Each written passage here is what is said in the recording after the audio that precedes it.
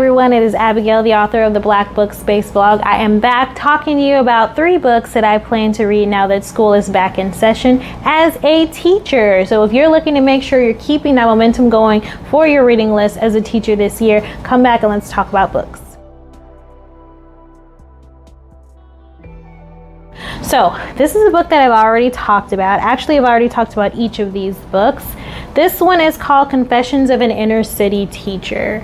Gives really great insight on how to present information to students to make sure that you're impacting their lives and like giving these really valuable, juicy lessons that really sink into their little mind so that they can go out and change the world. Because the point, you know what I'm realizing?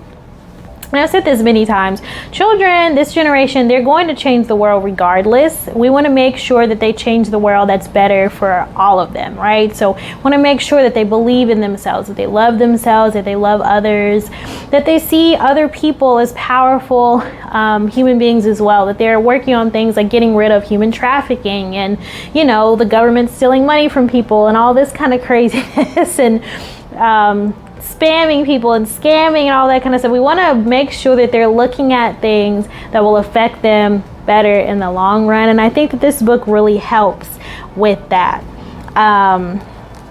It's just a really good book. As I said, I have met the author in person, but I didn't get him to sign this book.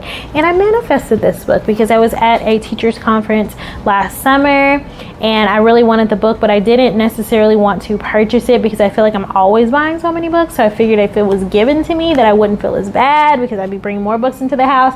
But I actually just kind of thought about winning the book or manifesting it, and that's exactly what happened. I just thought about it, let it go, and I was able to get a copy of the book. So I like it, highly recommend it if you're trying to change your teaching concept and make sure that your lessons are a lot more engaging. This is one of the books that will help you to do that.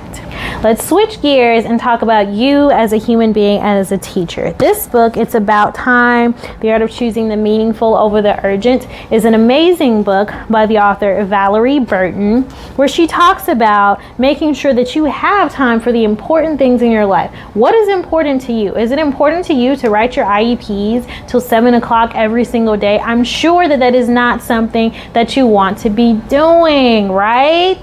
So rather than doing that, write a list of hours that you have in the day, what you can do on each of those hours, what is important for you to be doing, what can you lump together and do all at once, different things like that. What is important to you? What is urgent? Is family time important? Is it important for you to get out and work out? Is it important for you to get sunlight outside of your classroom? Think about those things. Think about getting into flow. She talks about flow here. Flow is a state when you are engaged in what you are doing, Flow is a state when you are so engaged in what you are doing that time seems to fly by. Whether you are fully engaged with a person or a project or an activity, there is an ease and satisfaction. The challenge in front of you is a perfect match for the skill and passion you bring to the moment. Distractions are just background noise. So when she's talking about flow, you can experience that at any time. I think it relates a lot to mindfulness, which you can bring into the classroom with you. When you're in that classroom, you're only in that classroom. You're not worried about what you're going to be purchasing at the grocery store later or what dance class you're going to later. You are just in that classroom with those students. You're focusing on their learning. You're focusing on their engagement, and that's it. When you leave that classroom, you let it go. Let all that go. Know that on Monday morning, you can come back and do the same thing. But this weekend is for you, or this evening is for you. Make sure that all you're doing in your life is for you and that you're keeping that time as sacred time all of the time.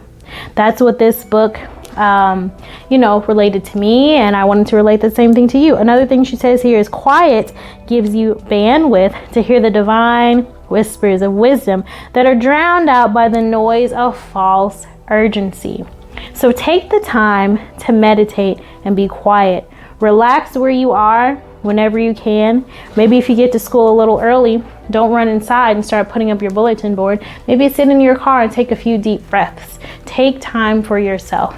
As teachers, we are not valued anywhere as much as we need to be, but one way to show or to experience more value in your life is to show yourself how valuable that you are. And one way to do that is to take quiet time for yourself, Present yourself with self-care opportunities all of the time, not just when, it's convenient for you to do it. Make sure you're taking care of yourself all the time. Celebrate yourself. Don't wait for anybody to celebrate you a week in May for Teacher Appreciation Month, or Teacher Appreciation Week, actually. Make sure that you are celebrating yourself as a wonderful being that you are on a regular basis. You are not your job. You just happen to be a person that's really great at teaching and connecting with children and conveying great information, which is great, and that's wonderful, but that's not all you are. And I want you to celebrate yourself and your wonderful authenticity all the time. And this book helps you to do that. So grab yourself a copy and read it whenever you can.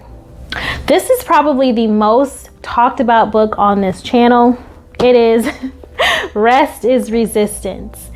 Get your rest. Rest for the sake of resting. This book is by Tricia Hersey, and she talks about how this is not like a cute little self-help book. It's not about, self-care and things like that. It is about convening with the ancestors. And I'm telling you, when you do that, when you take that time to meditate and rest just for the sake of resting, you will find answers to things that you didn't even know you were asking questions about. You will be able to rejuvenate yourself. You won't be burnt out, and you won't be out here complaining about how you are overlooked for things. You're always going to be your number one person because you're taking that time to celebrate yourself, not just as a teacher, but as a human being in general. So let's talk about some of the quotes in here. There's so many.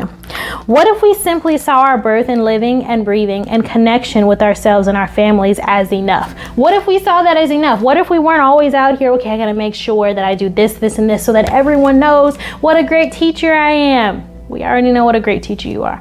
You establish for yourself what a great teacher you are. You define that for yourself. You say it in the mirror every day. You do your affirmations. Define that for yourself. You don't need any validation for anyone else. That's what this book talks about. It talks about resting, talking to the ancestors, and getting that validation for yourself. Just sit, be with your family. It's okay. You don't constantly have to be doing things. My freedom from grind culture is intimately tied up in the healing and liberation of all those around me. And you know what? That means your students as well. As I talked about in the beginning, they're going to change the world. You want them, their minds, their souls, their bodies to be completely liberated so that they are changing the world for the better, and they're not out here just thinking, okay, well, guess I'm just gonna go to school today and I'm gonna get picked on again by this person. I'm gonna grow up, I'm gonna go to a job that I hate, I'm gonna do this and this and this, and then I'll die and that's it. No, we have to change the world for the better. And I think that one of the many ways we can do that is by reading this book and making sure that we bring these practices into our everyday lives. So I cannot talk about this book enough. Tricia Hersey is the founder of the Nap Ministry. You can follow her on Instagram, and you should definitely grab a copy of this book. Follow her teachings. It will change your life. Rest is Resistance, a manifesto, is definitely on this list. Read this book for back to school time to make sure that you are not burnt out by the time standardized testing happens as you were last year. So whatever you do today, I hope it's something that brings you joy.